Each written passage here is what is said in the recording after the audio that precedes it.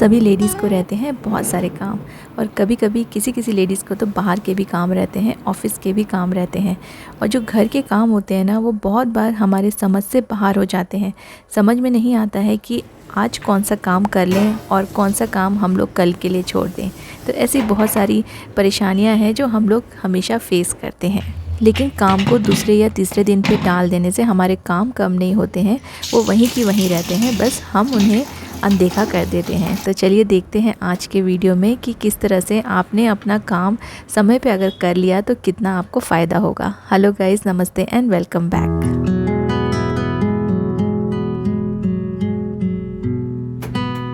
काम को पेंडिंग छोड़ने के बहुत सारे नुकसान होते हैं। एक तो सबसे बड़ा नुकसान ये है कि ये आपका जो पेंडिंग काम है ना, वो कभी भी आपको करने का मन नहीं करेगा। इसलिए जितना हो सके आप काम को समय पे अगर निपटा लेंगे तो ये आपके लिए भी अच्छा रहेगा और आपके जो काम है ना, वो भी जल्दी ख़त्म होंगे।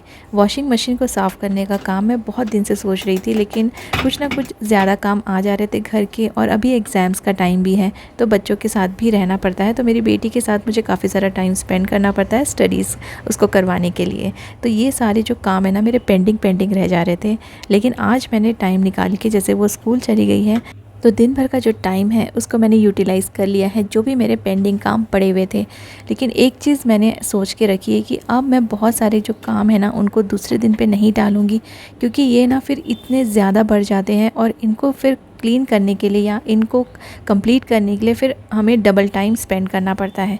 तो जो मेरी वॉशिंग मशीन है, बहुत टाइम से इसको जैसे मैं क्लीन करने का सोच रही थी लेकिन कर नहीं पाई। तो देखिए ये कितनी ज़्यादा गंदी हो गई। अदरवाइज़ हर 15 से 20 डेज़ में मैं ये मेक श्योर करती हूँ कि हमेशा मैं अपनी वॉशिंग मशीन को क्लीन कर लूँ और इसके अंदर के जितने भी सॉकेट्स हैं, ये जो गंदे हो जाते हैं ना, और ये फिर हमारे कपड़ों में भी लगते हैं, उसको भी क्लीन कर लूँ। लेकिन अंदर का तो क्लीनिंग छोड़िए, मैंने ऊपर से भी इसको डस्टिंग नहीं किया था काफ़ी टाइम से, तो यहाँ पे बहुत ज़्यादा डस्ट जम गया है। मैं अभी फ़िलहाल वाइप से इसे साफ़ कर रही हूँ सो डैट मैं आपको दिखा सकूँ कि कितनी ज़्यादा ये गंदी है। अगर मैं कपड़े से क्लीन करूँगी तो पता नहीं चलेगा, इसलिए वाइप से क्लीन करके दिखा रही हूँ। काफ़ी टाइम हो गया है, 20-25 डेज़ से ज़्यादा हो गया है। आई थिंक पूरा 1 मंथ हो गया है मैंने इसको अच्छे से क्लीन नहीं किया है। कभी कभी हम लोग बिज़ी रहते हैं तो कुछ ऐसे काम जो उस टाइम ना करें तो भी चलता है, तो वो काम हम लोग छोड़ देते हैं और वो हमेशा के लिए ही छूट जाते हैं, कभी होते ही नहीं हैं। तो आज जो मैंने सोचा था कि जितने भी पेंडिंग काम हैं उनको ज़रूर से कंप्लीट करूँगी, तो वन ऑफ़ द वर्क ना मेरा ये है वॉशिंग मशीन को क्लीन करना। तो इसको डेफ़िनेटली आज मैं पूरा साफ़ करके ही छोड़ूँगी। ऊपर से पहले डस्टिंग कर रही हूँ और इसमें कई सारी चीज़ें हैं जो मुझे क्लीन करनी है, अभी मैं आपको दिखाऊँगी। और ये जो अंदर मैंने ओपन किया है ना, तो इसका जो अंदर का ग्लास है वो अंदर की तरफ से भी काफ़ी ज़्यादा गंदा था, और क्योंकि अंदर काफ़ी सारी ऐसी जगह है जहाँ पे धूल जम जाती है तो इसको क्लीन करना काफ़ी डिफ़िकल्ट होता है। तो कॉर्नर से वाइप्स इजीली चला जाता है, इसलिए मैं अंदर से पहले जितना हो सके एक्स्ट्रा जितना भी डस्ट है उसको क्लीन कर लूँगी और फिर एक बार मैं यहाँ पे कॉलिन स्प्रे करके अच्छे से कपड़े से, अपने डस्टिंग के कपड़े से इसे साफ़ करूँगी। तो बहुत ज़्यादा गंदी हो जाती है, और अगर हम लोग अपनी वॉशिंग मशीन को या कोई भी अप्लायंसेस को मेंटेन करके नहीं रखेंगे तो ये ज़्यादा समय तक आपका साथ नहीं देंगे। सभी अप्लायंसेस काफ़ी कॉस्टली आते हैं और हम लोग इनको बार बार परचेज़ नहीं कर सकते, इसलिए जो है आपके पास उनको मेंटेन करने के लिए आपको उनकी साफ़ सफाई का भी ध्यान देना पड़ेगा।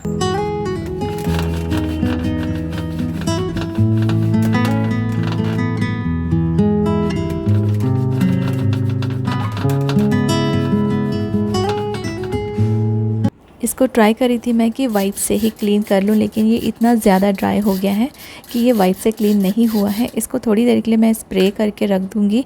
मेरी जो स्प्रे की बॉटल है वो भी शायद थोड़ी ख़राब हो गई है, तो अच्छे से स्प्रे नहीं हो पा रहा है, बट अभी का काम जो है ना वो चल जाएगा इससे। तो हर जगह मैं स्प्रे करके रख रही हूँ। अगर कोई भी गंदगी बहुत ज़्यादा जम गई है या ड्राई हो गई है, वो थोड़ा सा वेट हो जाएगा तो उससे ना फिर क्लीन करने में इजी रहता है। तो यहाँ हर चीज़ जो बाहर की मैंने वाइप से पोंछी थी उसको भी मैं स्प्रे करके अच्छे से क्लीन कर रही हूँ। कॉर्नर में जितना भी डस्ट जमा था वो सब अब निकल जाएगा, क्योंकि काफ़ी सारा तो मैंने वाइप से ही क्लीन कर लिया है। अब ये जो सॉकेट रहता है जहाँ पे, यहाँ पे हम लोग जो लिक्विड है या फिर डिटर्जेंट है वो डालते हैं तो उसका भी ना थोड़ा थोड़ा पोर्शन नीचे यहाँ पे जम जाता है। इसलिए ये जो सॉकेट का एरिया है ना, इसको निकाल के क्लीन करना बहुत ज़रूरी है। तो इसको मैंने थोड़ा वेट कर दिया था, थोड़ा देर ऐसे ही रहने दिया है 2 मिनट। देखिए आसानी से ये क्लीन हो गया है। मैं यहाँ पे ना एक पुराना टॉवल यूज़ कर रही हूँ जो कि थोड़ा ख़राब हो गया था, तो मैंने इसे डस्टिंग के लिए निकाल लिया है। ये माइक्रोफाइबर का ही टॉवल है और इससे क्लीनिंग काफ़ी अच्छे से हो जाती है। तो ड्रम के अंदर का जो एरिया है, जो ऊपर का जो बहुत ज़्यादा हमें दिखाई नहीं देता है, वहाँ पर भी बहुत सारा डस्ट जम गया था, तो वहाँ पर भी मैं क्लीन कर रही हूँ। और ये ईज़िली क्लीन हो जाता है, आपको बहुत ज़्यादा टाइम नहीं लगेगा। लेकिन अगर आप बहुत दिनों तक इसे क्लीन नहीं करते हैं तो इसमें आपका ज़्यादा टाइम जाएगा।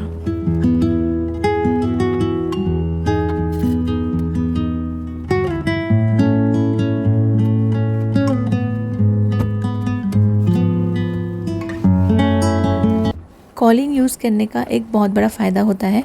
कोई भी चीज़ अगर ऐसी बहुत ज़्यादा गंदी हो जाती है ना, तो कॉलिन से बहुत जल्दी से क्लीन हो जाती है। आप कॉलिन में थोड़ा सा पानी मिला के, जैसे जो पुरानी बॉटल्स हैं ना, उनको आप रख लीजिए और जब भी आप नई बॉटल खोलते हैं तो आप पुरानी बॉटल में थोड़ा कॉलिन डाल लीजिए और फिर इसमें थोड़ा सा पानी मिक्स कर दीजिए।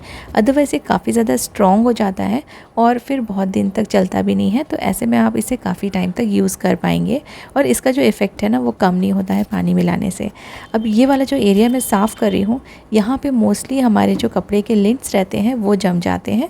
तो देखिए लिंट का जो कलेक्टर था उसको मैंने निकाल दिया है और वहाँ का पीछे का जो एरिया है वो भी बहुत गंदा हो गया था, क्योंकि कुछ ना कुछ चीज़ें ना लिंट का जो सॉकेट है वहाँ पे भी जम के रह जाती हैं।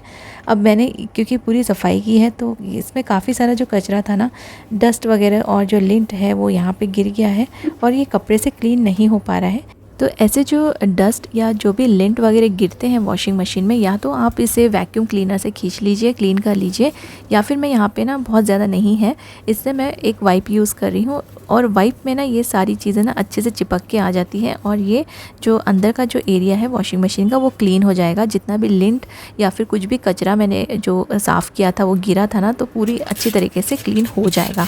वैसे तो यहाँ पे मेरी जो वॉशिंग मशीन है सैमसंग की फुली ऑटोमेटिक वॉशिंग मशीन है, इसमें ड्रम क्लीनिंग का ऑप्शन रहता है। लेकिन अगर कुछ लिंट वगैरह या कुछ कचरा गिर जाए ना, तो ये यहीं पे रह जाता है, वो उसे हम क्लीन नहीं कर सकते, तो उसको आपको हाथ से मैन्युअली ही क्लीन करना पड़ेगा।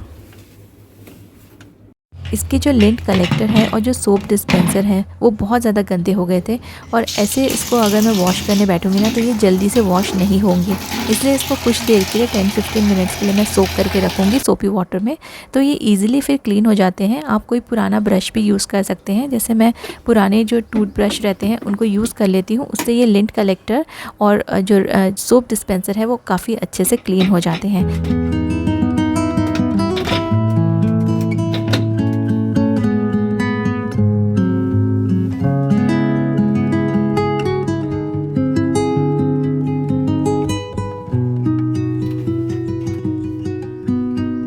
अपनी वॉशिंग मशीन को अगर आपको मेंटेन करना है और लंबे समय तक आप चाहते हैं कि ख़राब ना हो, तो ना आप हमेशा इसमें लिक्विड डिटर्जेंट ही यूज़ कीजिए। तो आपको इसमें टॉप लोडेड और फ्रंट लोडेड दोनों ही अलग अलग लिक्विड डिटर्जेंट मिल जाएंगे। तो मेरी जो मशीन है वो टॉप लोडेड है, इसलिए मैं यहाँ पे टॉप लोडेड डिटर्जेंट यूज़ कर रही हूँ। अगर हम लोग डिटर्जेंट पाउडर यूज़ करते हैं ना, तो इसके जो डिस्पेंसर्स हैं वो बहुत जल्दी गंदे होते हैं, ख़राब हो जाते हैं और साफ़ तो वो बिल्कुल भी नहीं हो पाते हैं। उनमें पूरे जो वाइट स्टेन्स है ना वो जम जाते हैं, जिसको आपको क्लीन करने के लिए बहुत ज़्यादा मुश्किल होगा। और पाउडर डिटर्जेंट यूज़ करने से हमारे जो कपड़े हैं उसमें भी डिटर्जेंट के देखिए वाइट धब्बे से लग जाते हैं, कई बार वो क्लीन नहीं हो पाते हैं और एक ही जगह पे जो डिटर्जेंट है वो जम जाता है। लिक्विड डिटर्जेंट से आप अपने मशीन को मेंटेन भी कर पाएंगे और आपके जो कपड़े हैं वो भी ख़राब नहीं होंगे। तो आजकल काफ़ी सारे कंपनीज़ के लिक्विड डिटर्जेंट अवेलेबल हैं, आप उनको ज़रूर से ट्राई करके देखिएगा, इससे आपको काफ़ी फ़ायदा भी होगा।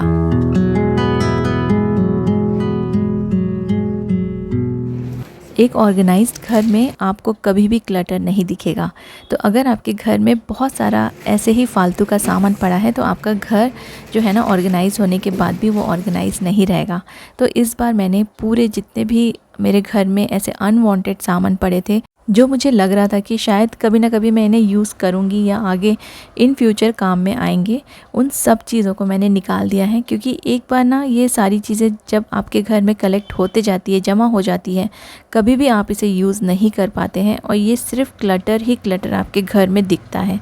इस क्लटर के साथ आप अपने घर को कितना भी ऑर्गेनाइज़ कर लो, आपको जगह कम पड़ेगी, और कितना भी आप छुपा के रख लो, कहीं ना कहीं आपके दिमाग में ऐसा चलता रहेगा कि आपके घर में बहुत सारा कचरा पड़ा है। तो आज इसको भी मैंने पूरा रिमूव कर दिया।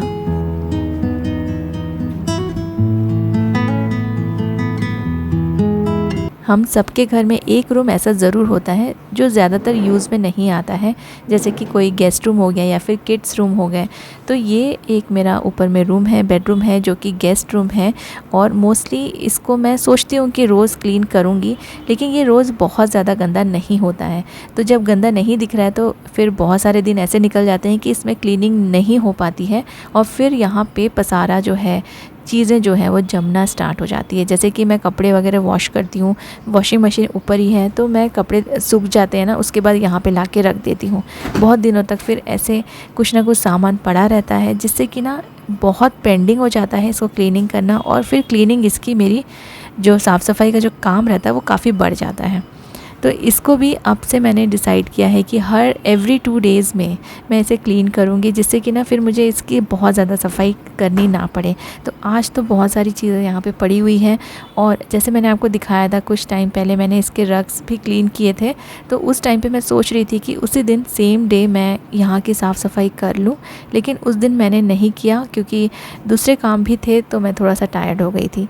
तो ऐसे हमारे पास बहुत सारे एक्सक्यूज़ेस रहते हैं कि टायर्ड हो गए हैं, या टाइम नहीं है, या फिर दूसरा काम जो है वो ज़्यादा इम्पॉर्टेंट है।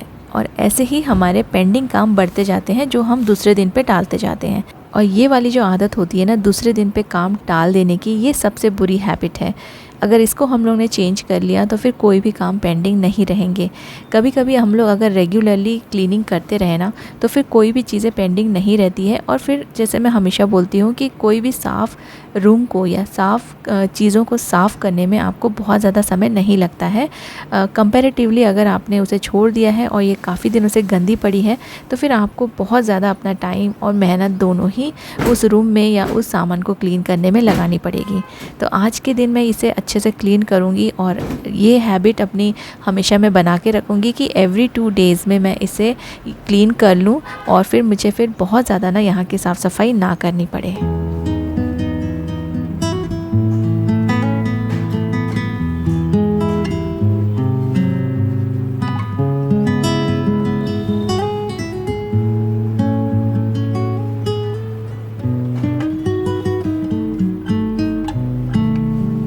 कोई भी रूम, कोई भी जगह जब क्लीन हो जाती है ना, तो एक बहुत ही अच्छा सा सुकून मिलता है, और फिर दिमाग भी हमारा फ्री हो जाता है कि चलो सारे के सारे जो रूम्स हैं, पूरा घर हमारा साफ़ सुथरा है। लेकिन इसके लिए हमें काम करना पड़ेगा और पेंडिंग चीज़ों को रखना छोड़ना पड़ेगा। तो जितना हो सके ट्राई कीजिए कि कुछ चीज़ें अगर आपने सोच के रखी है, कोई काम आपने अगर प्लान करके रखा है कि इसे आज करना है, तो उसे आप आज ही कंप्लीट करने का ट्राई कीजिए। और इस अच्छी हैबिट को अगर आप अपने रूटीन में इंक्लूड कर लेंगे, तो ये आपके लिए भी काफ़ी अच्छा रहेगा, और आपके जो काम हैं वो बढ़ेंगे नहीं, एक्चुअली में कम होते जाएंगे।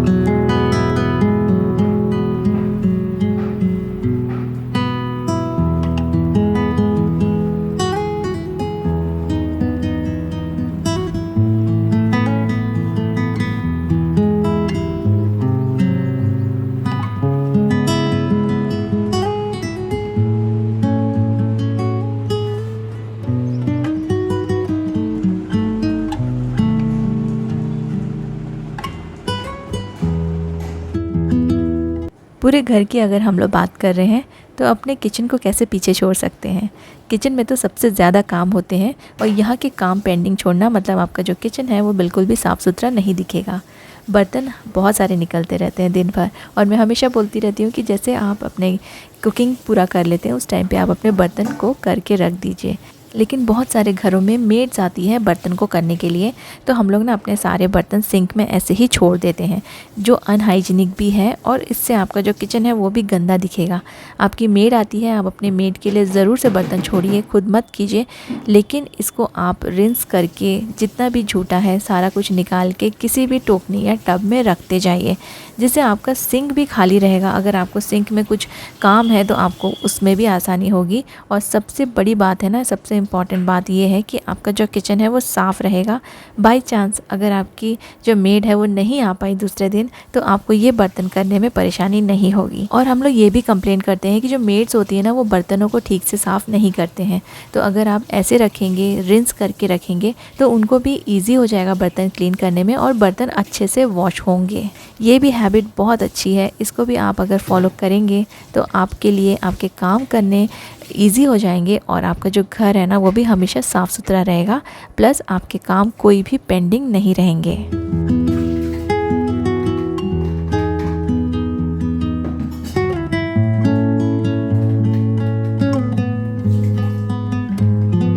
ये जो छोटी छोटी सी हैबिट्स हैं ये बहुत इम्पॉर्टेंट है और ये सिर्फ होम मेकर्स के लिए ही नहीं, जो वर्किंग लेडीज़ हैं उनके लिए भी बहुत काम में आएंगी।